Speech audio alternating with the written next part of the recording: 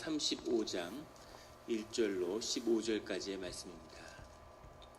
에스겔서 35장 1절로 15절까지의 말씀입니다. 다 같이 한 목소리로 봉독하시겠습니다. 또 여호와의 말씀이 내게 임하여 이르시되, 인자야, 내 얼굴을 세일산으로 향하고 그에게 예언하여 이르기를, 주 여호와께서 이같이 말씀하시되, 세일산아, 내가 너를 대적하여 내 손을 내 위에 펴서 내가 황무지와 공포의 대상이 되게 할지라. 내가 내 성읍들을 무너뜨리며 내가 황폐하게 되리니 내가 나를 여호와인 줄을 알리라. 내가 옛날부터 한을 품고 이스라엘 족속의 환난 때 곧 죄악의 마지막 때에 칼의 위력에 그들을 넘겼도다. 그러므로 주 여호와의 말씀이니라. 내가 나의 삶을 두고 맹세하노니 내가 너에게 피를 만나게 한즉 피가 너를 따르리라. 내가 피를 미워하지 아니하였은즉 피가 너를 따르리라. 내가 세일산이 황무지와 폐허가 되게 하여 그 위에 왕래하는 자를 다 끊을지라. 내가 그 죽임당한 자를 그 여러 산에 채우되 칼에 죽임당한 자를 내 여러 맷뿌리와 골짜기와 모든 시내에 엎드러지게 하고 너를 영원히 황폐하게 하여 내 성읍들에 다시는 거주하는 자가 없게 하리니 내가 여호와인 줄을 너희가 알리라. 내가 말하기를, 이 두 민족과 두 땅은 다 내 것이며 내 기업이 되리라 하였도다. 그러나 여호와께서 거기에 계셨느니라. 그러므로 주 여호와의 말씀이니라. 내가 나의 삶을 두고 맹세하노니 내가 그들을 미워하여 노하며 질투한 대로 내가 네게 행하여 너를 심판할 때에 그들이 나를 알게 하리라. 내가 이스라엘 산들을 가리켜 말하기를, 저 산들이 황폐하였으므로 우리에게 넘겨주어서 삼키게 되었다 하여 욕하는 모든 말을 나 여호와가 들은 줄을 내가 알리로다. 너희가 나를 대적하여 입으로 자랑하며 나를 대적하여 여러 가지로 말한 것을 내가 들었노라. 주 여호와께서 이같이 말씀하셨느니라. 온 땅이 즐거워할 때 내가 너를 황폐하게 하되 이스라엘 족속의 기업이 황폐함으로 내가 즐거워한 것 같이 내가 너를 황폐하게 하리라. 세일산아, 너와 에돔 온 땅이 황폐하리니 내가 여호와인 줄을 무리가 알리라 하셨다 하라. 아멘. 다 같이 묵상 기도를 드리겠습니다.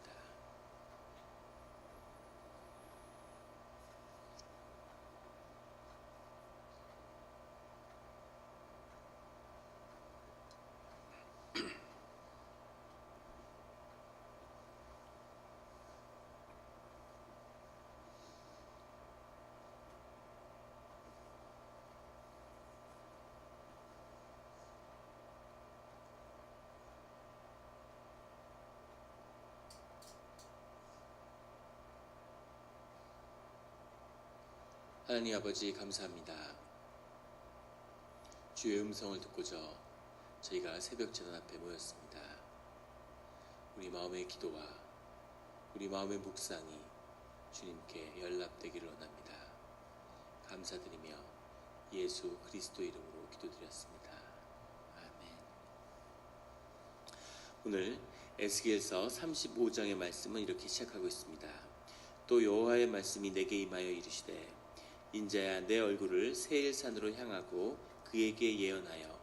주님이 이제 완전히 망한 예루살렘과 이스라엘 족속을 향해서 새로운 구원의 말씀을 선포하려고 하시는데, 그것이 이루어지기 위해서는 두 가지 중요한 문제, 하나는 이스라엘의 목자들, 이스라엘 사람들을 인도하는 목자들의 문제가 내부적으로 풀어져야 하고, 두 번째는 그 외적인 문제가 풀려야 되는데, 그것이 바로 오늘 말씀하시는 세일산이라는 겁니다. 세일산이라는 것은 에돔 족속을 대표해서 일컬는 말이죠. 시온산, 그럼 이스라엘 족속을 가리키는 것처럼 세일산, 그럼 에돔 족속을 가리키는 건데, 이 이스라엘의 지도를 보면 이렇게 지중해가 있고 평야가 있고 그 뒤에 강이 흐르는데, 그 강을 위에서부터는 갈릴리 호수가 있고 밑에는 더 큰 사해가 있는 거죠. 그리고 그 오른쪽으로 산악지대가 있고, 그 산악지대가 이제 바다에서 오는 습기를 머금고 있는 거죠. 그래서 세일산에 이제 그 초지가 많고 그래서 목축을 하고 목축이 흥하는 풍요한 땅이고 그걸 지나면 이제 완전히 사막지대가 이렇게 시작되는 겁니다. 우리 캘리포니아하고 똑같아요. 바다가 오면 바다에서 이제 습기가 오면 그 습기를 이 시에라 네바다가 이렇게 막고 있는 거죠. 그래서 그 앞은 굉장히 비옥하고 그걸 넘어가면 이제 그 완전히 그 사막지대가 펼쳐지는 네바다까지 그런 것처럼 똑같은 기후, 똑같은 그 토양의 조건을 갖고 있습니다. 세일산은 부유한 땅으로 늘 지칭되고 있죠. 이 세일산이 이 이스라엘의 남동부 쪽으로 펼쳐져 있는데 에돔의 입장에서 보면 에돔은 이스라엘이 필요한 거죠. 왜냐하면 바다로 나가야 되고 평야로 나가야 되니까.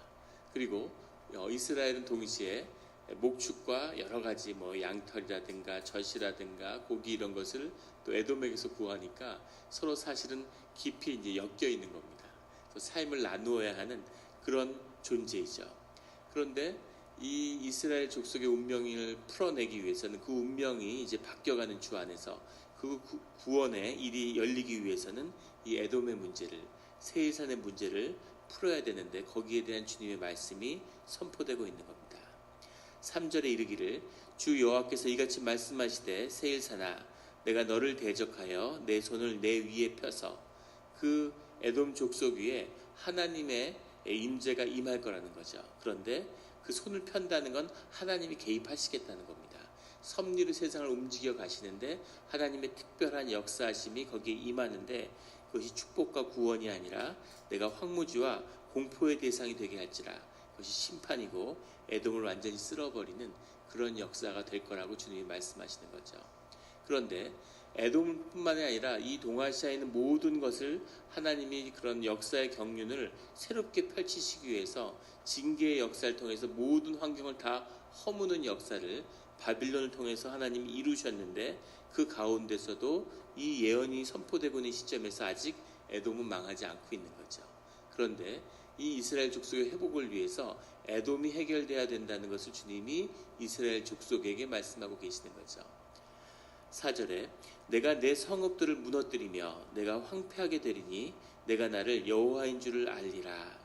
무너뜨리다는 건 호르바란 말인데 가뭄이라는 뜻입니다. 그러니까 메마르게 한다는 거죠. 초지인데 거기에 비가 오지 않고 메마르게 되면 황폐화되는 거죠. 사람이 살 수 없는 그것의 문명의 뿌리를 완전히 뿌리 뽑겠다. 주님이 이렇게 말씀하시는 겁니다. 우리 삶 가운데도 늘 풀어야 할 것이 있죠. 주님이 우리에게 늘 복 주시기를 원하고 축복하시기를 원하는데 그것이 이루어지지 못하는 우리 삶에 묶인 그 쓴뿌리와 묶여있는 삶의 문제들이 있다는 겁니다. 주 안에서 그 모든 문제들이 끊어지고 풀려지기를 예수 그리스도의 이름으로 축원합니다. 5절부터 9절까지는 왜 그렇게까지 에돔 족속은 징계를 받아야 하는지에 대한 그 이유가 선포되고 있습니다. 멸망의 원인을 하나님이 말씀하시는 거죠. 5절에 내가 옛날부터 한을 품고 이스라엘 족속의 환난 때 곧 죄악의 마지막 때에 칼의 위력에 그들을 넘겼도다. 하나는 옛날부터 한을 품었다는 건데 한이라는 건 에바라는 말이죠. 한은 사실은 정확한 해석은 아니죠. 한이라는 건 이제 우리말에만 있는 말인데 안에 원한이 쌓여서 아픔과 이것을 오랫동안 품고 있는 건데 에돔한테 뭐 그렇게 이스라엘 족속이 원한 진리를 한 일이 없죠. 다윗 때 잠깐 에돔을 점령한 적은 있었지만 늘 별도로 있었고 엄밀히 따지면 에돔이 괴롭힌 게 훨씬 많죠. 그런데 한이라는 건 에바란 말은 증오, 적대감 이런 걸 갖고 있었다는 겁니다. 한국하고 일본을 생각하면 되죠. 일본의 일본서기, 고서기 내용의 3분의 2 이상이 다 백제와 고구려의 역사에 대한 겁니다. 다 부여 계통이죠. 대륙 부여가 고구려를 만들고 내려와서 반도 부여가 됐고 다시 일본에 건너가서 열도 부여가 된 거죠. 부여 하나로 네 나라가 다 엮여 있는 거죠. 사실은 일본의 역사가 곧 백제의 역사고 고구려의 역사인 거죠. 그래서 우리가 아는 무슨 영계 소문이 죽을 때 아들들한테 활을 꺾어보라고 이런 얘기들이 삼국사기에 나오는 게 아니라 사실은 다 일본 서기에 나오는 내용이죠. 한국의 역사를 풍부하게 해주는 서로 뿌리가 얽혀 있는 거예요. 서로 미운 거죠. 형제끼리, 사촌끼리 사촌끼리 자라면 그런 경험 해보셨습니까? 야, 아무개는 이렇게 공부를 잘한다더라, 뭐 무슨 대학에 갔다더라 이런 스트레스가 받고, 아 걔만 없었으면 왜 나를 이렇게 힘들게 하나, 이런 것처럼 에서와 야곱의 그 후손들이, 이스라엘은 야곱의 후손들이고 이 에돔은 에서의 후손들이죠. 그래서 장자고, 우리가 장자고 장자의 축복을 너희가 도둑질했어. 이스라엘이 잘 되는 걸 보면 에돔은 힘든 거죠. 또 에돔이 이렇게 보면 이스라엘은 또 항상 힘들고, 이스라엘이 노예 생활을 하고 쫓겨가 있을 때 에돔이 이 가나안 땅을 지배했으니까, 그래서 서로 형제지만 계속 미움을 수백 년간 이어온 이런 두 민족인데, 그러한 안에 있는 증오심을 품고 이스라엘은 항상 좋지 않게 되었다는 거죠. 그런데 그 마음에 품은 죄가 문제가 아니라 그것으로 인해서 죄악의 마지막 때 이스라엘을 징계하신 하나님의 일이 있을 때 에돔이 바빌론의 편을 들었다는 거죠. 그래서 바빌론과 협력하고 조약을 맺고 이스라엘을 멸망시키는데 협조했다는 겁니다. 사실은 이제 이렇게 하면 안 되겠죠. 아무리 서로 미워도 서로 협조할 일이 있고 서로 도울 일이 있는데, 한일 관계를 보는 것 같아요. 얼마나 협조할 일이 많고 서로 도움이 될 일이 많고 서로에게 큰 유익이 되고 협력할 수 있는데 서로 미워가지고 계속 엇나가는 거죠. 상대방이 예전에 월드컵 경기를 보는데 한번 나눈 적이 있었던 것 같은데, 그 지지난번 6년 전인가요? 그때 월드컵 대회를 하는데 일본하고 한 아프리카 국가가 경기를 하는 거예요. 일본이 그 경기를 짐으로써 조효에서는 탈락했습니다. 우리도 조효에서는 탈락했어요. 일본이 아시아 대표인데 한국을 아시아의 그 4장의 티켓을 갖고 있고 그게 줄 수도 있는 거죠. 그래서 아시아 국가가 잘해야 되는 거잖아요. 누구라도 그걸 아시아의 축구 위상을 높여줘야 되는데, 한국 KBS에서 그걸 중계하는데 일본이 1대0으로 앞서다가 2대1로 역전패를 했죠. 근데 2대1로 역전패하고 탈락하는 순간에 그 중계진이 좋아가지고 서로 막 끌어안고 펄쩍펄쩍 뛰고 좋아하는 거예요. 너무너무 기뻐하는 거죠. 한일전에서 이긴 것처럼 우리도 탈락했는데 일본이 올라가는 게 더 우리한테 유리하고 좋은 건데도 일본이 망하는 게 더 기쁘고 좋은 거죠. 지는 게. 그걸 보면서 이렇게 어리석을 수가 있을까. 근데 그게 요새 인터넷 시대가 되니까 일본에 그대로 중계가 되고 송출이 돼서, 그래서 그 한국의 혐한이 이렇게 다시 불붙듯 일어나는데 큰 역할을 했다고. 아, 우리는 어쩔 수가 없구나. 우리는 정말 불구대천이구나. 이제 이런 마음이 생기는 거죠. 그것처럼 에돔과 이스라엘도 서로 미워하고 불편한 마음이 있는데 거기서 끝냈어야 되는데, 그걸 풀었어야 되는데 그걸 넘어가서 아무리 그래도 이스라엘을 도와야죠. 그런 어려운 상황에서 협력하고. 그런데 정말 꼬셔 죽겠다. 예루살렘이 망하는구나. 이러고 바벨론이 들어왔을 때 오히려 예루살렘을 망하는데 협조하는 그 어떤 레드라인 같은 걸 넘어간 거죠. 주님이 그것이 에돔의 운명을 결정했다, 이렇게 말씀하고 계시는 거죠. 서로 반목할 수도 있고 서로 미울 수도 있습니다. 같은 주 안에서 형제 자매인데도. 하지만 그 마음이 미움이 있다는 것과 어떤 삶의 선을 넘어가는 건 완전히 다른 얘기죠. 근데 그런 죄를 이 에돔 족속은 저질렀다는 거죠. 그래서 에돔 족속이 완전히 주 안에서 끊어지게 되는 그 이유가 됐다는 겁니다. 실제로 에돔은 완전히 역사에서 사라져 버렸죠. 6절에 그러므로 주 여호와의 말씀이니라. 내가 나의 삶을 두고 맹세하노니 내가 너에게 피를 만나게 한즉 피가 너를 따르리라. 내가 피를 미워하지 아니하였은즉 피가 너를 따르리라. 따른다는 건 라다프라는 건데 추적한다는 뜻입니다. 사냥꾼이 먹이를 추적하는 것 같은 것인데, 그 피가 살인이 너를 계속 쫓아다니게 될 거다. 너희들이 피를 흘리고 사람이 죽는 것을 전혀 미워하지 않고 그것을 피하지 않았기 때문에 그 운명을 너희가 되갚게 된다 하는 얘기죠. 사람의 피를 흘리게 하는 것, 사람의 생명, 사람이 만든 존귀함, 그것이 피 흘리게 하는 것, 그것을 주님이 기뻐하지 않으시는데 거기에 대한 반드시 생명의 보응이 있다는 겁니다. 그래서 주님의 섭리죠. 사람이 조그만 물고기 하나, 무슨 조그만 동물 하나를 죽이는 게 꺼려지죠. 개미 하나를 죽여도 마음에 꺼리낌이 있는 겁니다. 그런데 어떻게 사람이 사람을 죽이겠어요? 사실 사람은 사람을 못 죽이죠. 그런데 사람들은 대량 학살을 하고 사람들을 엄청나게 죽이는 그런 일들을 서슴지 않는다는 겁니다. 그 안에 깊은 곳에는 대적의 역사가 있는 거죠. 그 악한 죄의 묶임에 묶이는 겁니다. 그것을 끊을 수 있는 게 주님의 은혜고 십자가의 보혈인데, 그 은혜를 구하지 않는 자, 그것에 은혜를 덧입지 않는 사람들은 항상 피가 그것을 따르는 거죠. 나는 살인하지 않았는데 아무 상관없죠. 우리 조상의 죄가 이 더러운 그런 피의 역사가 계속 우리를 추적하고 있는 거죠. 어떻게든 깨끗하게 살아보려고 해도 되지 않는 그 묶임이 결국은 너를 황폐하게 한다라고 주님이 말씀하시는 거죠. 에돔은 이 악한 보응을 풀지 못한 겁니다. 주님이 벌 주는 게 아니라 너희가 한 대로 그냥 그 섭리 가운데 맡겨두겠다라고 말씀하시는데, 그게 가장 큰 징계가 되는 거죠. 늘 예수의 이름으로, 예수 그리스도의 이름으로 삶의 묶인 원한과 아픔을 끊어버리는 그런 우리 성도님들 되시기를 주의 이름으로 축원합니다. 그 아픔이 있으면 은혜가 없습니다. 하나님이 증오와 아픔과 한 속에서 머물지 않으세요. 그래서 그것을 끊어야 하는 거죠.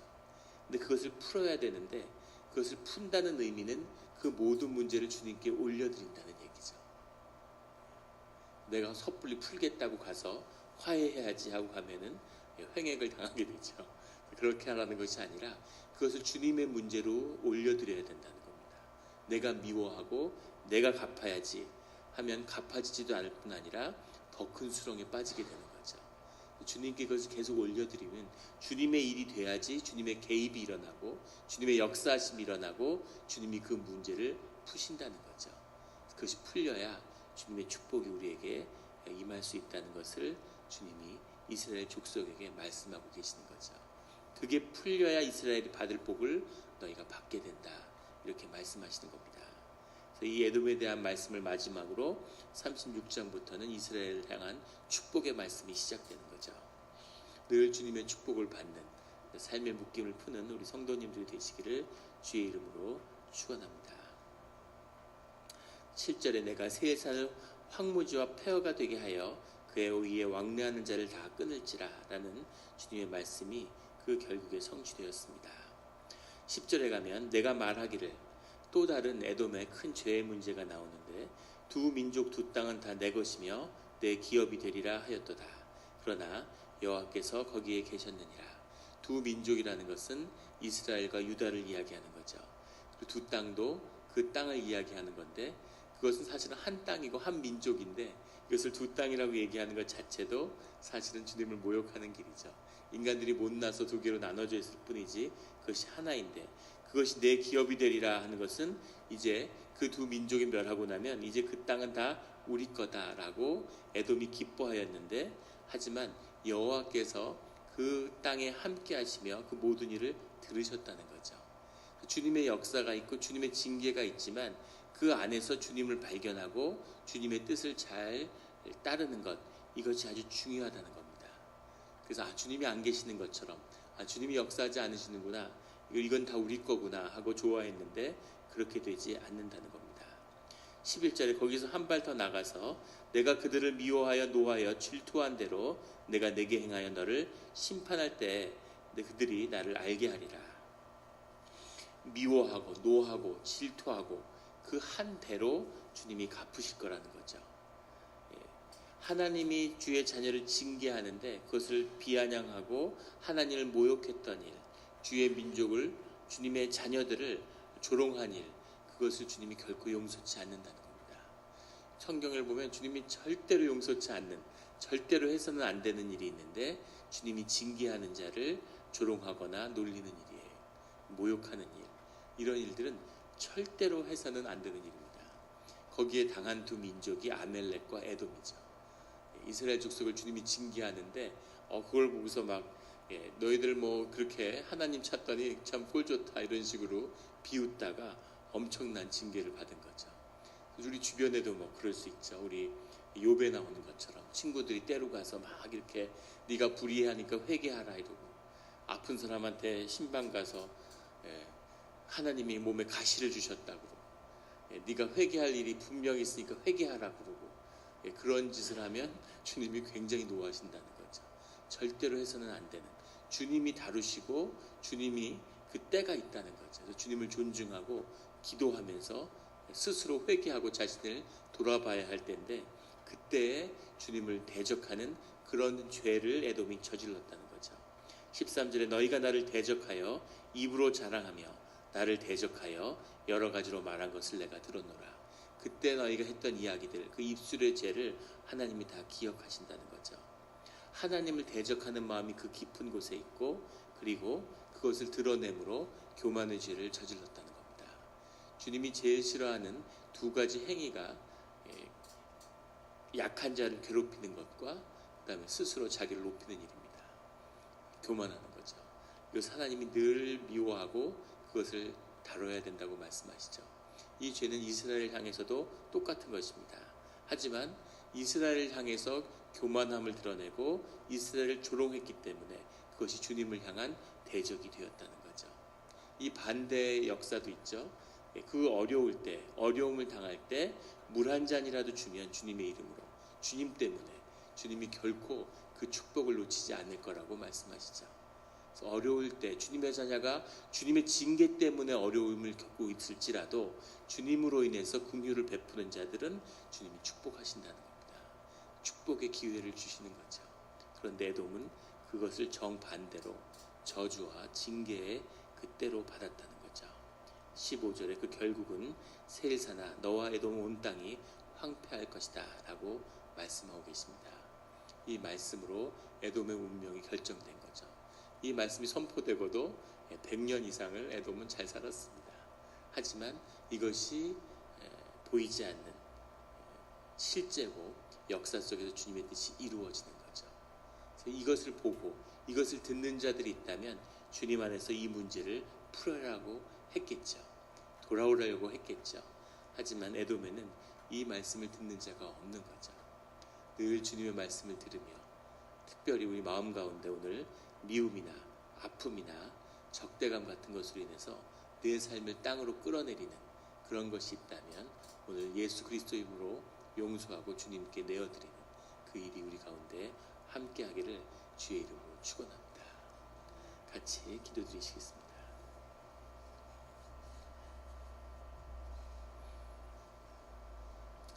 하나님 아버지 감사합니다. 귀한 말씀 주시니 감사합니다.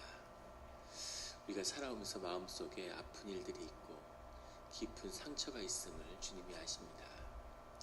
그것 때문에 우리가 힘들어하지 말고 그런 것에 묶이지 말라고 말씀하셨는데 주님이 우리의 몸을 새롭게 하고 세포 하나하나까지 모두 새롭게 해서 새로운 사람으로 창조해 가고 계시는데 우리는 우리 생각에 사로잡혀서 늘 우리에게 잊혀져야 될, 없어져야 될 그 아픔과 미움을 붙잡고 그것을 다시 만들어내고 거기에 더 큰 미움을 덧붙이는 그걸 눈덩이처럼 키워서 그것이 우리 온몸에 생명을 다 갉아먹고 생명의 에너지를 다 흡수하고 있는데도 그렇게 우리를 파괴하고 있는데도 그것을 왜 우리가 붙잡고 놓지 못하는지, 왜 그것을 붙잡고 미워하는 그 미움의 힘으로 살아가려고 하는지 이 어리석고 악한 종들을 하나님 용서하여 주시옵소서.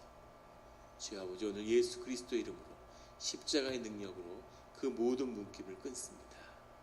주님 끊어지게 하시고 주님이 이것을 끊는 권세가 있으시고 그 이름을 우리에게 주셨사오니 주님의 권세로 늘 그것을 끊으며 그 문제를 주님께 올려드려서 그 가운데 풀어야 할 공의가 있다면 주님이 풀게 하시고 주님이 개입하셔서 주님이 역사하여 주시옵소서.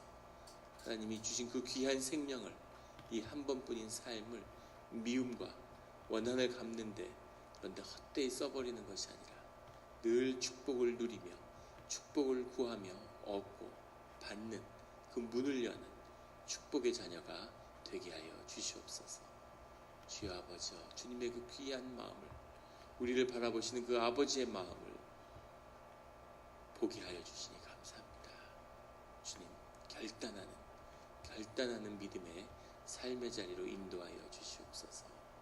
감사드리며 예수 그리스도의 이름으로 기도드렸습니다.